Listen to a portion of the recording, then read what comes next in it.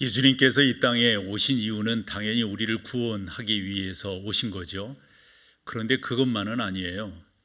우리 주님은 이 땅에 공생이라고 하는 기간을 통해서 우리가 어떻게 살아야 될지 말씀을 증거하심으로 우리의 좋은 본이 되셨습니다. 그렇게 우리가 어떻게 살아야 될 것인가에 대해서 우리 일반적으로 우리는 사명이 있다. 또 그 사명을 이루는 것을 소명을 우리는 준행한다. 이런 표현을 씁니다. 그래서 여러분들이 적어도 이 땅에 계신다 하는 것은 우리는 하나님께서 이 땅에 우리를 있게 한 목적을 이루는 하나의 사명자로서 존재하는 것이다 하는 거죠. 조한 웨슬레를 비롯한 중요한 믿음의 사람들이 사명자는 죽지 않는다라는 표현을 썼다고 했는데, 그런 관점에서 본다면 여러분들도 이 땅에 계시는 것은 사명을 이루기 위해서 이 땅에 계시는 것이다 하는 겁니다. 그렇다면 우리의 사명은 뭔가? 사도행전 1장 8절 하반절에 보면 그렇게 설명되어져 있죠. 너는 내 증인이 되리라. 우리가 증인이 된다고 하는 것이 무엇보다도 중요합니다. 누구의 증인이느냐? 당신의 증인, 너는 내 증인이 되리라. 바로 우리 주님의 증인이 된다 하는 거예요. 부활절 때마다 우리가 이 찬양을 빼놓지 않고 하는데요. 우리는 모두 다 예수의 증인, 이런 찬송들을 우리가 하지 않습니까? 그렇듯이 여러분 모두는 이 땅에서 주 예수 그리스도를 증거하는 증인으로서 그 사명을 감당하고 있다. 이렇게 정리를 해볼 수가 있을 겁니다. 그렇다고 해서 여러분들이 목사가 되고 선교사가 되는 그런 것이 아닌 것이죠. 어떤 사람들은 이 증인이라고 하는 것에 대해서 여러 조건들을 붙이던데요. 교회를 오래 다녀야 되고 모범이 되어야 하고, 죄송하지만 그럴 어떤 조건은 없습니다. 그저 여러분들이 경험하신 것, 여러분들이 체험하신 것, 여러분들이 믿고 있는 것, 이것을 여러분들의 가까운 사람들에게 증거하는 것, 이것만큼 중요한 것은 없다라고 생각합니다.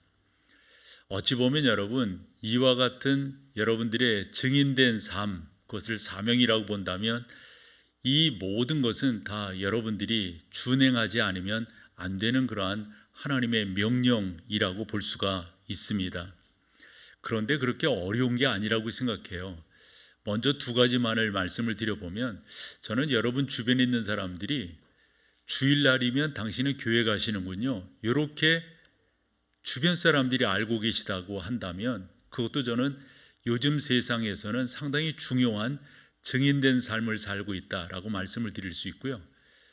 또 하나, 저는 이것도 많이 강조하는 내용인데, 점심 식사를 하실 때 정중하게 여러분들이 감사의 기도를 하고 식사를 하신다면 이것 또한 여러분들이 증인된 삶을 살고 계시다라고 말씀을 드릴 수가 있습니다. 먼 곳부터 하시지 말고요, 가까운 곳부터, 먼 데부터 하시지 말고요, 가까운 곳으로부터 여러분들이 하시면 좋으리라고 생각합니다. 가족들이 그런 것들을 인정한다면, 친구들이 인정한다면, 여러분들이 직장 동료들이 당신은 주일날이면 교회를 가시는군요, 당신은 음식을 드실 때 기도를 하시는군요, 이렇게 좀 여러분들이 증인된 삶을 산다, 이거 어려운 거 아니잖아요. 그러면서 우리가 뭔가를 증거할 때 이제까지 보아온 것들이 있는데, 저는 조금 그러한 전도하는 태도, 증인된 태도는 조금 지양되어야 한다라고 생각을 합니다. 제가 얼마 전에 어느 곳을 다녀오다 비행기를 타고 이 김포공항 이렇게 출국장을 나오면서 보면은 그거 있잖아요. 빨간 띠하고 예수 천당, 불신 지옥, 불특정 다수에게, 그것도 큰 목소리로. 나는 이런 전도 방법은 좋은 방법이 아니다라고 생각합니다. 적어도 우리 목동제일교회 성도들의 전도 방법은, 증인된 사명된 방법은 좀 점잖았으면 좋겠어요. 예의가 있었으면 좋겠어요. 따지듯이, 논쟁하듯이, 겁주듯이, 불신지옥 이렇게 말하면 아마 있는 정도 떨어질 거예요. 그러니까 좀 그렇게 하시지 말고 조금 더 점잖게 여러분들이 하시는 것이 무엇보다도 좋은데, 이런 거 있잖아요. 내가 이렇게 사는 이유는 하나님께서 나에게 은혜를 주셔서 나는 예전보다 많이 변했어요. 예전에 나 이런 모습 아니었는데 예수 그리스도를 믿으면서 나의 삶도 나의 성품도 즉 나의 성격도 많이 변했다고, 이런 것을 여러분 주변에게 잘 증거해 준다면 이것이야말로 증인 아니겠어요? 이게 여러분들을 향한 하나님의 사명이라고 볼 수 있거든요. 어느 분은 그런 표현을 쓰시던데요, 이런 그 증인된 삶은 우리가 누리는 특권이다, 이런 말을 해요. 특권이라고 하는 것은 아무에게나 주어지는 게 아니잖아요. 적어도 하나님께서 여러분들에게 그처럼 행할 수 있도록 하나님께서 은혜를 주셨고 사명을 주셨다, 이런 겁니다. 그러면 본론으로 들어가서 왜 나의 사명이 그렇게 중요한 것인가, 이걸 조금 더 인지했으면 좋겠다는 건데요. 그게 바로 성탄의 성탄된 의미를 깨닫는 것 아닐까요? 일반적으로 성탄 시즌 그렇게 표현을 하는데요, 크리스마스 시즌 뭐 이런 식의 표현들을 하는데, 그냥 우리가 그냥 여타 뭐 불빛 좋아하고 뭐 선물 나누고 뭐 카드 나누고 이런 것들이 성탄의 진정한 의미는 아니지 않습니까? 성탄이라고 하는 것은 하늘 영광 보좌 버리시고 나를 구원하기 위해 이 땅에 오신 예수 그리스도를 우리가 다시 한번 묵상하는 그러한 절기 아니겠습니까? 한마디로 말하면 그것을 저는 복음이다라고 생각합니다. 그분은 하나님이셨습니다. 그분의 본체를 나름대로 인간의 몸을 입고 이 땅에 오셔서 우리와 함께 사시다가 우리를 구원하시기 위해서 십자가를 지셨습니다. 그리고 부활하심으로 당신의 증거가 확실한 것을 우리 가운데 보여주셨습니다. 사도 바울은 이렇게 고백을 했습니다. 내가 복음을 부끄러워하지 아니하노니 그랬어요. 나는 복음을 부끄러워하지 않습니다. 왜요? 그 안에는 우리를 구원하시는 하나님의 능력이 있기 때문에 나는 복음을 부끄러워하지 않습니다. 사랑하는 여러분, 이게 바로 주님께서 이 땅에 오신 이유가 아니겠습니까? 주 예수 그리스도가 나에게 어떤 분인가, 저는 이게 상당히 중요하다고 생각해요. 여러 차례 말씀드리다시피 요 문턱을 넘어가는 게 중요합니다. 요 문턱을 넘어가는 것. 그분이 나의 구원자라고 하는 사실, 그분이 나를 구원하신 놀라운 은혜의 주인이라고 하는 것을 고백하며 나아가는 것, 이것만큼 중요한 것이 어디 있을까요? 여러분 주변 사람들에게 그런 모습을 보여주세요. 그리고 그런 표현들을 하세요. 그리고 말을 하십시오. 저는 여러분들의 점잖음을 통하여 주 예수 그리스도께서 우리 가운데 명령하신 그 증인된 사명을 충분히 잘 감당하게 되리라 생각을 합니다. 종종 이런 거 묵상해 보거든요. 18, 19, 20세기에 전 세계에 흩어져 복음을 증거한 선교사들을 생각을 해봐요. 우리나라도 마찬가지 아니겠습니까? 약 140여 년 전에 우리나라에 복음을 들고 온 하나님의 사람들이 있었으니까 그 사람들이 우리의 흔한 말로 친척이에요. 무슨 동문이에요. 뭐예요? 아무것도 아니잖아요. 우리는 그 당시에 그쪽에 그런 나라가 있었는지도 몰랐더랬어요. 그 사람들이 와서 우리에게 복음을 증거했단 말씀이죠. 그 증거가 아니었다면 지금 우리가 이 자리에 있을 수가 없습니다. 선교사들은 그런 생각을 가졌으리라고 봐요. 이 복음을 아직도 모르는 사람들은 죽음으로 가고 있는데 이걸 증거하지 않으면, 전하지 않으면 안 된다라는 나름대로의 사명을 갖고 있었기 때문에 이곳에 와서 증인으로서의 역할을 감당했단 말씀이죠. 지금도 수많은 사람들이 지옥행 열차에 가득 타고 있다고 하는 것, 저나 여러분들이나 다 알 것입니다. 세상은 가면 갈수록 예수 그리스도의 십자가를 무시합니다. 예수 그리스도가 필요 없다고 말합니다. 그저 그들에겐 평화만이, 그저 그들에겐 자유만이, 그저 그들에게는 구제의 정신만이 있기를 원하지, 하나님의 본체이신 예수 그리스도, 그분이 이 땅에 오신 이유와 목적에 대해서는 관심을 갖고 있지 않는단 말씀이죠. 나름대로 그러며 살아갑니다. 그러며 즐깁니다. 그러면서 나름대로의 의미를 찾으려고 합니다. 그런데 그것 가지고 되는 게 없잖아요. 그래서 사도 바울은 로마서 1장 17절에서 한 번 더 외치는 내용이 그겁니다. 복음에는 하나님의 의가 나타나서 믿음으로 믿음에 이르게 하나니 기록된 바. 이것은 하박국의 말씀을 인용한 건데요. 오직 의인은 믿음으로 말미암아 살리라 함과 같으니라고 설명하고 있음을 보게 됩니다. 사랑하는 여러분, 우리가 찬양하고 우리가 또 고백하듯이 세상은 평화 원하지만, 세상은 평강을 원하지만 이곳저곳에서 들려오는 소식은 그렇지 않다고 하는 우리 찬양을 하잖아요. 학교 때 이분을 통해서 참 귀한 교훈을 얻었는데, 우리가 살아가는 세상은 가면 갈수록 악하고 썩어질 거고 더 복음과 멀어지는 상태로 갈 거다고. 이 오스카 콜만이라고 하는 좋은 신학자가 우리 가운데 교훈한 건데요. 같이 한번 읽어보실까요? 세상의 역사와 하나님의 역사는 시간이 가면 갈수록 어떻게 되어진다? 이게 안 되는 거예요. 안 되는 거예요. 가면 갈수록 벌어져요. 구원받을 수 없습니다. 지옥행 열차에 가득 타 있습니다. 이것을 내가 알면서 나만 구원받으면 되겠어요? 이것을 아는데 나의 가족이 지옥행 버스에 타고 있는데, 열차에 타고 있는데, 그래 너는 알아서 그쪽으로 가라, 이렇게 그냥 놔둘 건가요? 우리가 이 땅에 존재하는 이유는 그분의 사명 때문에 그렇습니다. 그 사명은 증인이 되는 겁니다. 예수 그분이 나를 살렸습니다. 예수 그분이 나를 변화시켰습니다. 예수 그 이름의 권세가 나로 하여금 지금 당신 앞에 서게 했습니다 라고 말입니다. 크게 두 번째로 이런 생각 해보는 거 괜찮을 것 같아요. 종종 제가 그런 통계를 인용하곤 또 인용했건 했는데, 기독교의 신뢰도가 가면 갈수록 떨어지잖아요. 이런 부분들에 대해서 되게 마음 아파했어요.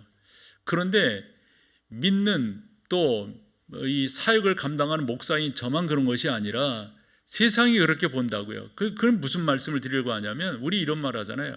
사랑의 반대말은 미움이 아니라 무관심이라고. 사실 미워한다고 하는 것은 역으로 말해서 사랑한다고 하는 말 아닐까요? 이런 표현을 하려고 그러는 거예요. 교회가 왜 그래? 목사 당신들 왜 그래? 이렇게 세상이 질책하는 것은 적어도 교회 당신들은 그러면 안 되잖아. 적어도 목사 당신은 그렇게 살면 안 되잖아 라고 우리에 대한 희망이 있기 때문에 그리 말한다 라고 저는 생각을 합니다. 관심이 없으면, 기대가 없으면 그런 표현도 그런 말도 하지 않을 것입니다. 세상은 지금도 교회를 향한 희망이 크다고 하는 것을 이와 같은 작금의 현상 속에서 여러분과 나눠볼 수가 있습니다. 적어도 교회는, 적어도 교역자는, 성직자는 이 정도의 도덕적 삶이 있어야 되지 않냐고, 수준이 되어야 하지 않냐고. 맞는 말이에요, 여러분. 적어도 우리가 그와 같은 세상의 따끔한 교훈에 대해서, 가르침에 대해서 잘 받아들이며 나간다면 우리가 예수님의 마음으로 이 세상을 바라볼 수 있을 겁니다. 2000년 전 우리 주님은 이 세상을 바라볼 때 어떤 시각이셨는가? 마태가 전하는 내용으로 본다면 그의 성경 9장 35절 36절인데요 35절 먼저 읽어보시죠. 예수께서 모든 도시와 마을에 두루 다니사 그들의 회당에서 가르치시며 천국 복음을 전파하시며 모든 병과 모든 약한 것을 왜 그렇게 하셨을까요? 왜 그렇게 하셨을까요? 그 다음 절에 이유가 나옵니다. 불쌍히 여기셨어요. 불쌍했기 때문에. 저 불쌍하다고 하는 말은 사실 이 내장, 이 창자가 끊어진다라는 의미를 담고 있어요. 얼마나 불쌍했는지 몰라요. 그 불쌍한 이유를 그 뒤에 설명하는데요. 첫째가 목자 없는 양과 같대요. 여러분, 양이 목자가 없으면 그건 죽는 거나 마찬가지거든요. 양은 여러분 보셔서 알지만 방어 기제가 없어요. 뿔이 있어요, 이빨이 있어요, 달리기를 잘해요. 게다가 눈이 어두워가지고요 멀리 보지도 못한대요. 그래서 양은 소리로, 조금 소리로 구분해서 목자의 음성도 알고 부르는 이름 그래서 한다는 거거든요. 그런데 그런 목자가 없대요, 그 당시 사람들. 그러니 우리 주님께서 불쌍히 볼 수밖에 없잖아요. 게다가 두 가지를 또 설명을 하는데 뭐라고 하시죠? 고생하고 기진했다 그랬어요. 우리말로 기진맥진한다, 뭐 쭉 늘어져 있는 거잖아요. 그런 사람들을 보시며 불쌍히 여길 수밖에 없어요. 그래서 우리 주님께서 어디 가시거나 회당에 있건 밖에 있건 어디 가시거나 하늘나라를 선포하시는데, 하나님 그분의 나라에 가기 위해서는 당신이 나를 믿어야 됩니다. 나로 말미암지 않고는 아버지께로 갈 자가 없습니다 라고 우리 주님께서 크게 외쳤던 것 아니겠습니까?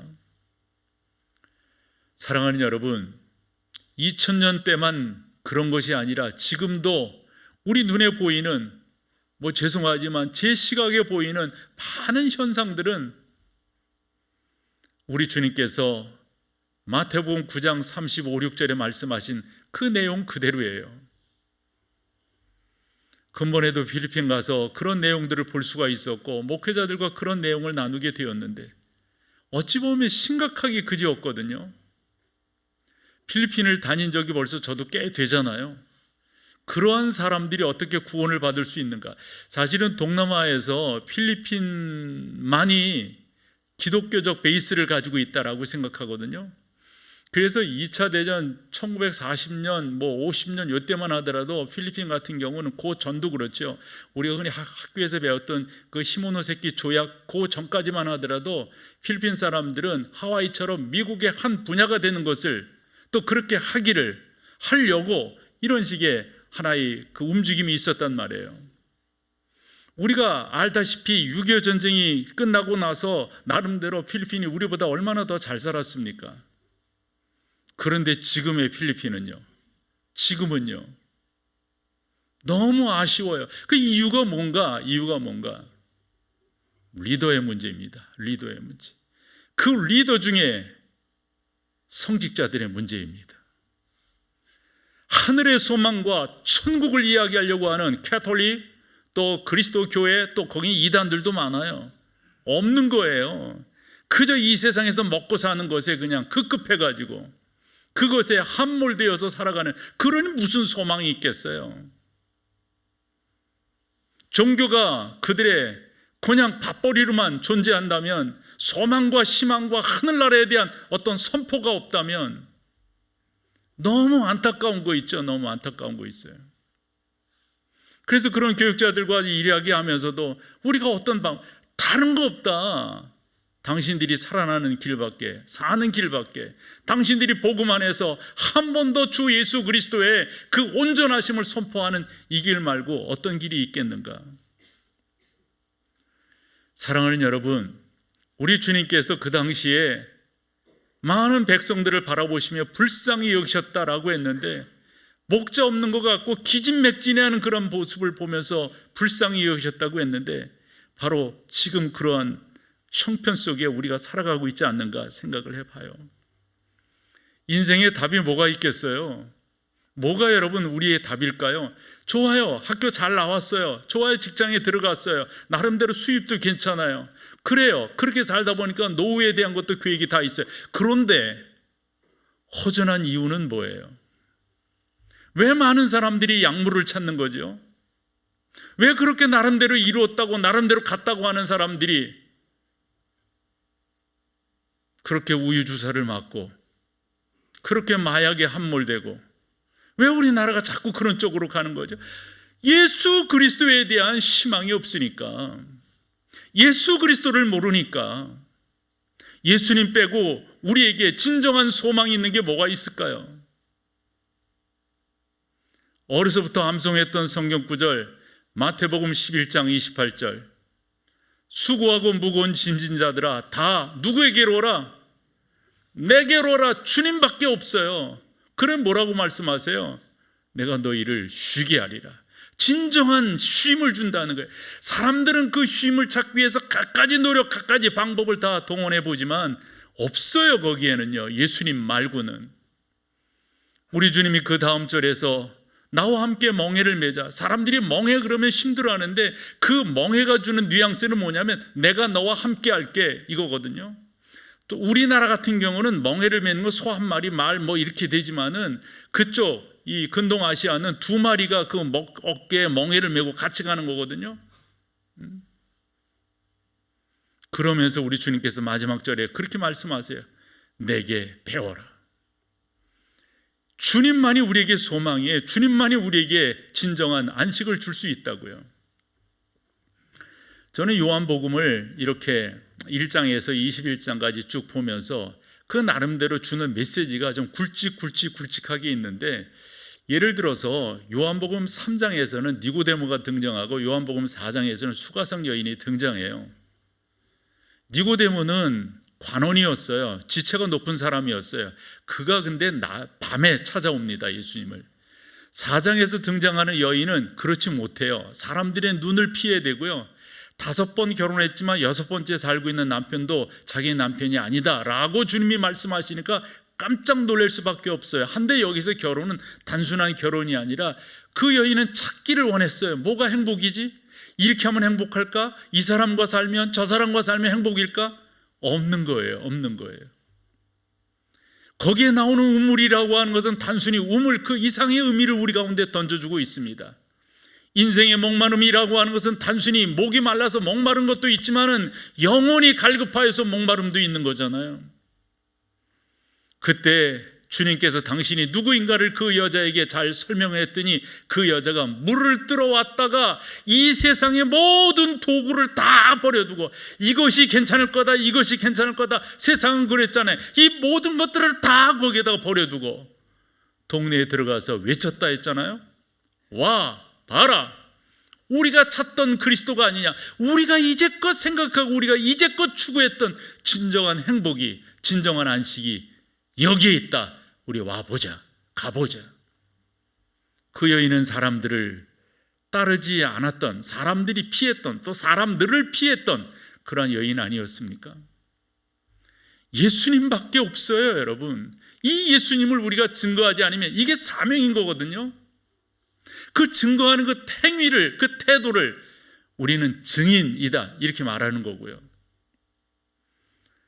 예수 그리스도께서도 정확하게 당신만이 진정한 소망이라고 요한복음 14장 6절에 말씀하십니다. 같이 한번 읽어보세요. 예수께서 이르시되 내가 곧 길이요 진리요 생명이니 나로 말미암지 않고는 아버지께로 갈 자도 없는 거예요. 당신만이, 그래서 원문으로 본다면 이게 떨어져 있어요. 다. 나만이 길이고 나만이 진리고 나만이 생명이라고. 여기에 강조점은 당신인 거예요. 당신. 사랑하는 여러분, 요즘 세상을 우리가 흔히 부족이 없는 세상이다 이렇게 말합니다. 다 있습니다. 그런데 왜 행복하지 않은 걸까요? 왜 안식을 누리지 못하는 걸까요? 진정으로 있어야 될 것이 없기 때문에 그렇습니다. 세상은 계속해서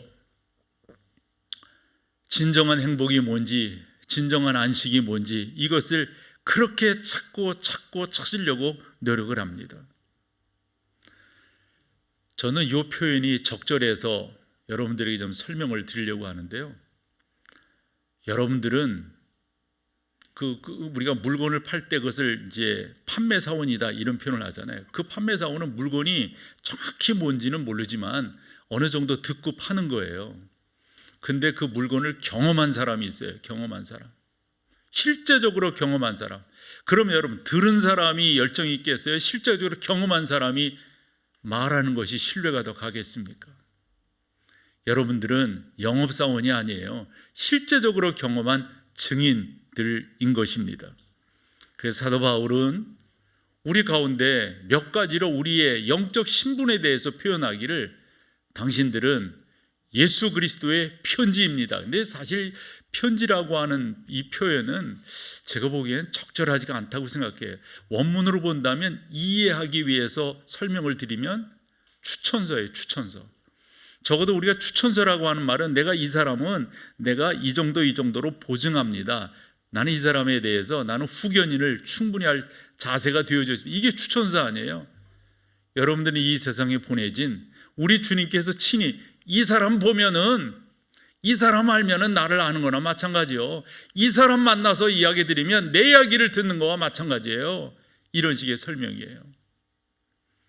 그 뒤에 가서 바울은 우리를 그렇게 또 설명해요. 너희는 이 세상의 향기라고요. 그 향기는 어떤 향기겠어요? 예수 그리스도를 나타내는, 우리가 향을 맡아보면 이게 무슨 향인지 무슨 향인지, 차를 마셔보면 이게 무슨 차인지 무슨 차인지, 뭐 저는 그런 기호식품이 없어서 잘 모르지만 아주 뭐 너무도 잘 아시더라고요. 뭐 커피를 마셔도 이게 무슨 커피, 뭐 아주 머리만 복잡해.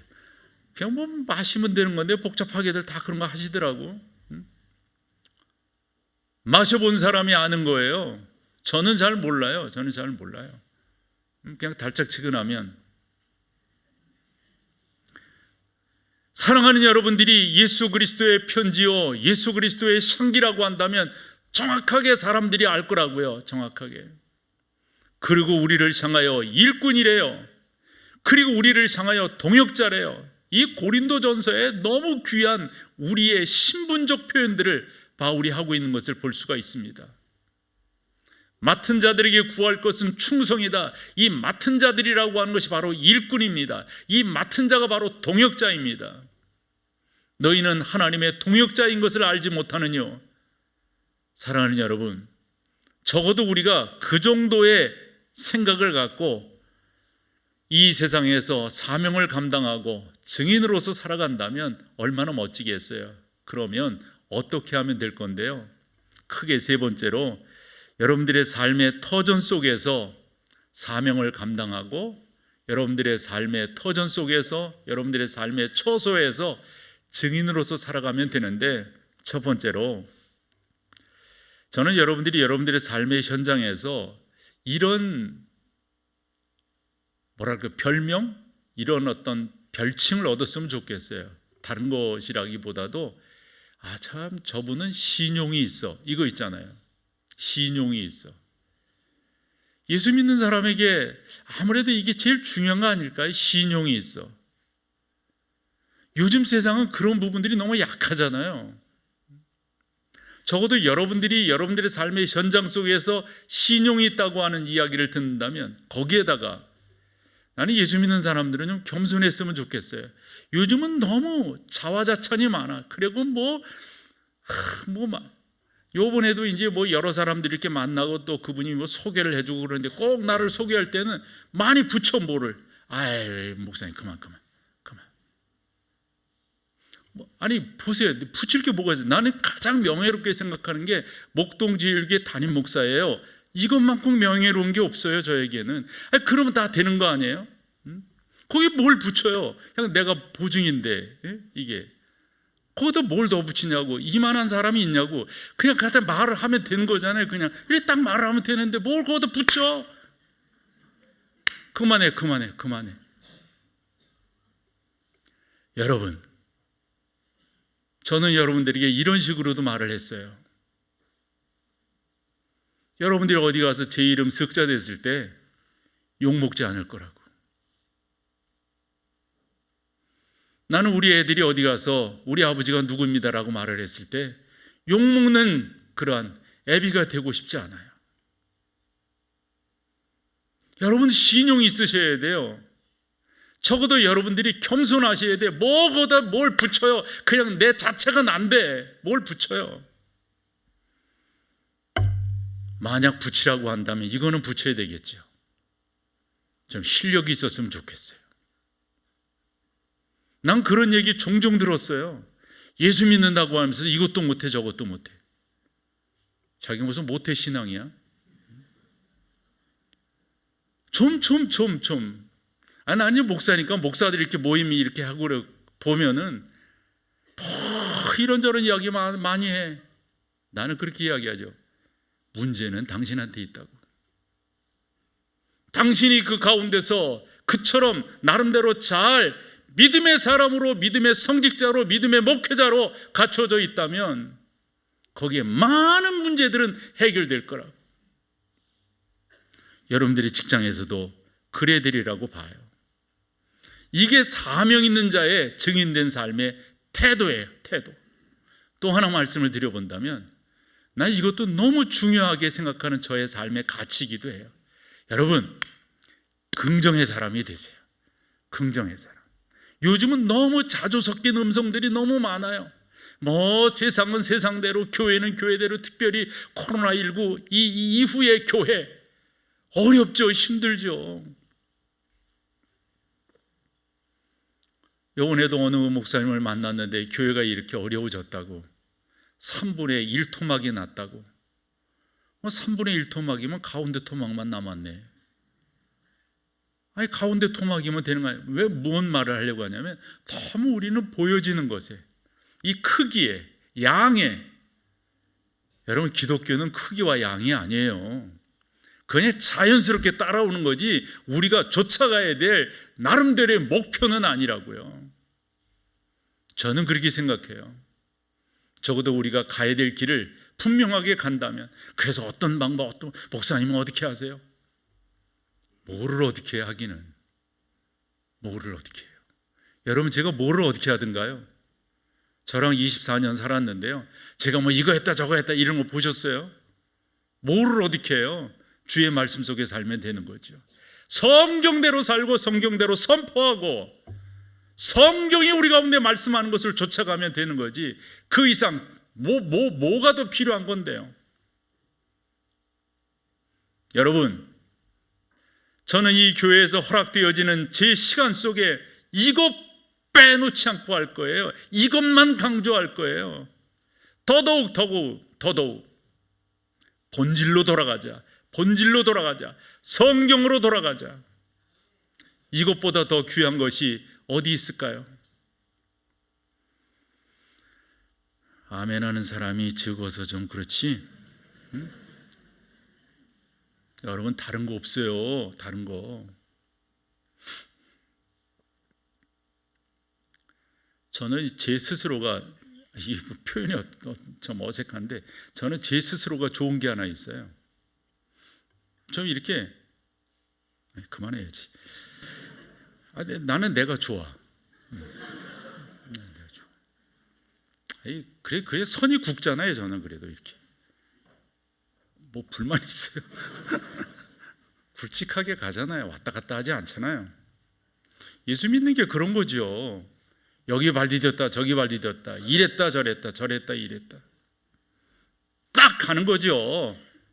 그냥 제 식으로 표현하면 그냥 뚜벅뚜벅 가는 거죠. 그러다 보면 천국에 도달하겠죠. 전 군대 있을 때도 행군 정말 잘했어요. 행군 아주 체질이야. 사람들이 나보고 못 박으라고 그랬는데, 말뚝 박으라고 그랬으면 제가 있겠는데 못을 박으라고 그래가지고. 초대교회 성도들이 있잖아요. 그 고난 속에서도요, 얼마나 잘 버틴겼는지 몰라요. 그들이 버틴길 수 있었던 것은 그들 속에 예수님이 계셨기 때문이에요. 제가 그 초대교회사를 보면 그 초대교회사 전반부가 뭐냐면 로마의 그 10명의 왕의 박해가 나와요. 황제의 박해 10명의 왕. 그래서 1세기 이제 우리 그 보면은 예수 그리스도의 십자가 사건부터 313년 그 밀란 칙령까지 이렇게 쭉 가니 그 뒤쪽으로는 이제 덜해지죠. 특별히 AD 64년 네로, 이때는 뭐 극에 달하잖아요. 근데 왜 그렇게 박해를 하기 시작했냐면 거기 이제 여러 가지 이유가 있어요. 그 이유 중에 하나는 자기들과 같지 않다는 거예요. 같지 않은 것 중에 하나가, 왜 니들만 유일신, 니들만 신이 신이고 다른 거 인정하지 않느냐, 이게 핍박의 큰 대상이었어요. 그리고 이제 기독교에 대한 오해지요. 오해 중에 하나가 식인 종교라고 하는 것. 우리 성찬식 하잖아요. 이걸 잘 이해를 못하는 게 식인 종교라고 막 딱 그러는 거예요. 그런데다가 나름대로 이 예수 믿는 사람들이 뭐 나름대로 뭐랄까 뭐 폭도 뭐 이런 식의 오해들을 막 하는 거예요. 그래서 핍박을 하는데, 그런데 진짜 핍박한 게 뭔지 아세요? 그래서 우리가 역사를 연구할 때 그 이유를 이야기하면 수면 위에 있는 이유가 있고 수면 아래에 있는 이유가 있잖아요. 저는 어찌 보면 수면 아래에 있는 이유가 더 옳을지도 몰라요. 그 중에 하나가, 저 그 타키투스의 그 글을 보면서 그런 걸 깨달았는데, 예수 믿는 사람들이 자기들과 너무 다른 거예요. 자기들과. 뭐가 다르냐면, 예를 들어 콜로세움에 끌려가지요. 그 다음에 십자가 또는 화형을 받고 뭐 그렇게 되잖아요. 이럴 때 너무 당당한 거예요. 당당한 거예요. 사람들이 그렇게 말했다는 거잖아요. 제가 우리식으로 이렇게 해서 네가 나보다 더 잘 살아? 네가 나보다 나은 게 뭐 있어? 그런데 너 왜 그렇게 미소야? 아니, 형을 받으면서도 미소를 잃지 않으니까 이게 뭐지? 이게 뭐지? 그와 같은 기독교인들의 그 정신이 그 당시 로마를 변화시켰다는 거 아니겠어요? 저는 바울이 골로새 교회에 그런 표현한 것도 참 좋고요, 베드로가 성도들에게 그렇게 한 표현도 좋은데 같이 한번 읽어볼게요. 먼저 빌립보서로 한번 봐볼게요. 빌립보서 3장 15절인데요 바울이 빌립보 교회는 이런 말을 했어요. 같이 읽어보세요. 그러므로 누구든지 우리 온전히 이룬 자들은 이렇게 생각할지니 만일 어떤 일이 너희에게 달리 생각하면 하나님이 이것도 너희에게 이게 설명이 좀 필요한 내용인데 난 이런 게 참 좋더라고요. 당당한 거 있잖아요. 당당한 거. 뭐 세상 말로 뭐에 꿀릴 게 뭐가 있어요. 예수 그리스도를 내가 믿는데 내가 어디에서 누구를 만나든지 속된 말로 내가 그 다음 말은 알아서 들으세요. 그렇게 뭐가 있어요. 당당한 거죠. 당당한 거죠. 베드로가 그 당시 성도들 참 힘들었거든요. 어려웠거든요. 그래서 제가 종종 인용하잖아요. 베드로전서 1장 1절. 이 본도 갈라디아 아시아와 비두니아에 흩어진 성도들 왜 흩어졌어요? 그 지도로 놓고 본다면 흔한 말로 쫙 흩어진 거예요. 죽지 않기 위해서. 그것을 베드로는 나그네들이라고 그랬고 이 나그네들을 대접하라 했어요. 이 사람들을 대접하지 않으면 이거 먹고 살 수가 없으니까. 그 사람들이 흩어진 이유는 신앙의 자유를 통해서 흩어졌어요. 근데 실제 상황은 너무 힘든 거예요. 우리 갑바도기아 가보잖아요. 갑바도기아 그 지하 그 도시에서 그게 쉬워요. 그 평균 수명이 45이라고 한다면 몇 년 살다가 그분들이 흔히 말하는 뭐 먹고 싶은 걸 먹어 제대로 먹었겠어요? 가고 싶은 데를 제대로 갔겠어요? 뭐가 제대로. 근데 그 사람들을 그 사람답게 만든 게 뭘까요? 그런 사람들을 향하여 사도 베드로가 편지를 쓰는 게 베드로 전서 후서거든요. 그중 1장 8, 9절을 한번 볼게요. 먼저 8절. 예수를 너희가 보지 못하였으나 본 적이 없잖아요. 진짜 얼굴로 본 적이 없어요. 근데 뭐라고요? 사랑하는, 보지는 않았지만 본 것처럼 그들은 믿는 거예요. 그것이 바로 이 표현이에요. 그래서 뭐라고? 이제도 보지 못하나 믿고 말할 수 없는 영광스러운 즐거움으로 기뻐한대요. 기뻐한대요. 뭐죠? 이건 뭐죠? 이건 뭐죠? 여러분, 이게 우리 가운데 있어야 돼요. 이게 있어야 여러분들이 가는 곳마다 긍정적인 사람들로 만드는 거예요. 그 다음 절 9절. 믿음의 결국 곧 영혼의 구원을, 이 격려하는 거예요. 여러분들이 그렇게 사시기 때문에, 여러분들이 그런 믿음을 갖고 있기 때문에 결국은 여러분들이 하늘 백성이 될 겁니다. 하나님의 백성이 될 겁니다. 여러분, 너무 중요한 이야기입니다. 이러한 삶의 자세가 지금도 필요하다고요. 이러한 삶의 자세를 지금 가지고 여러분들이 계시다면 여러분들은 사명자인 거예요.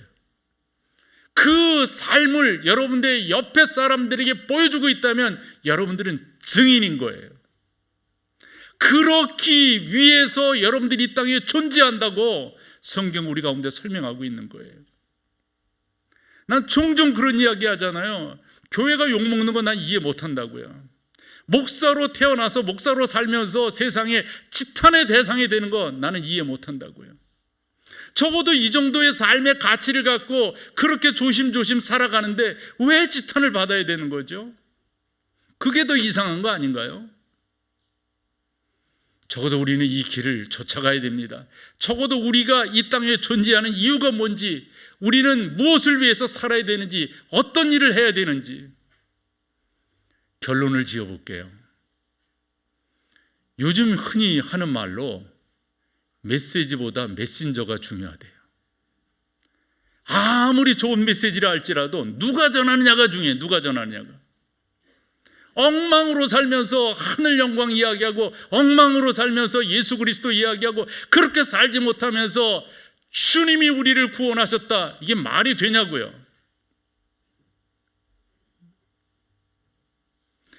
저 하늘의 영광을 이야기하면서 땅의 것만 계속해서 추구하고 찾고 있다면 그게 말이 안 될 거라고요. 이 분명한 삶의 태도를 여러분들이 취하신다면 이게 진정한 성탄의 의미를 아는 거예요. 그분이 이 땅에 오신 이유가 어디 있는지. 다 같이 일어나셔서 찬양으로 주 앞에 나가겠습니다.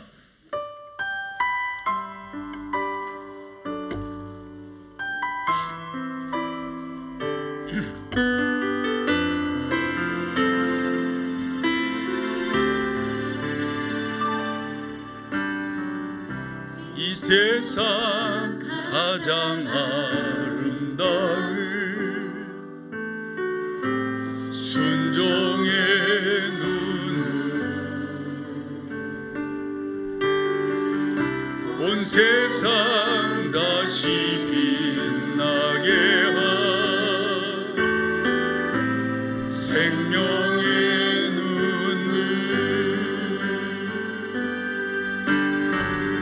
그가 이 땅에 오신 이후 죽어야 살게 되고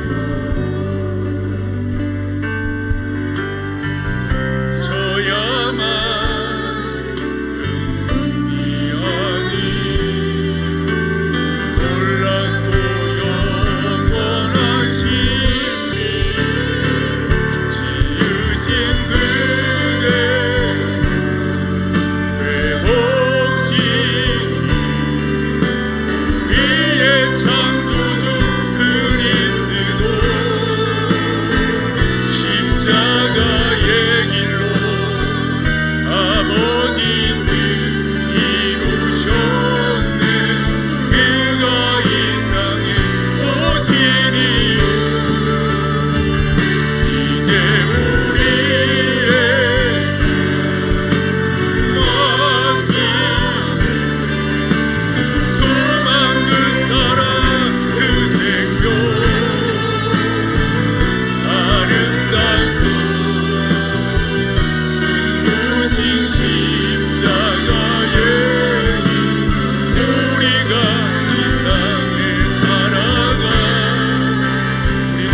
다시 한번 합니다. 이 세상 가장 아름다운 순종의 눈물 온 세상 다시 빛나게 한 생명의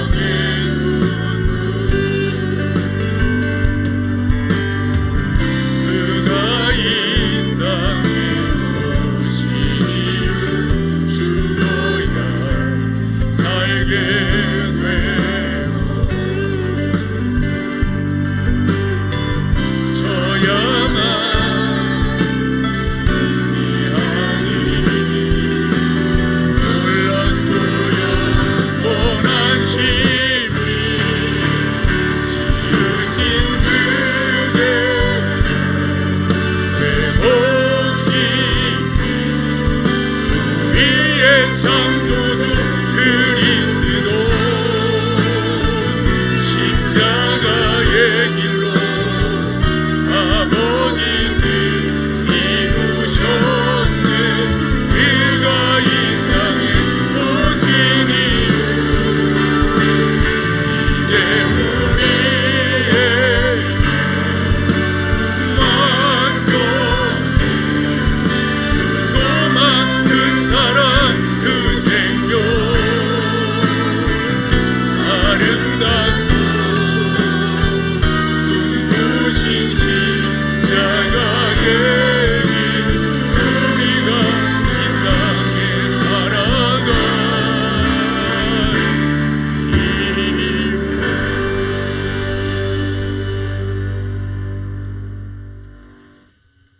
이제는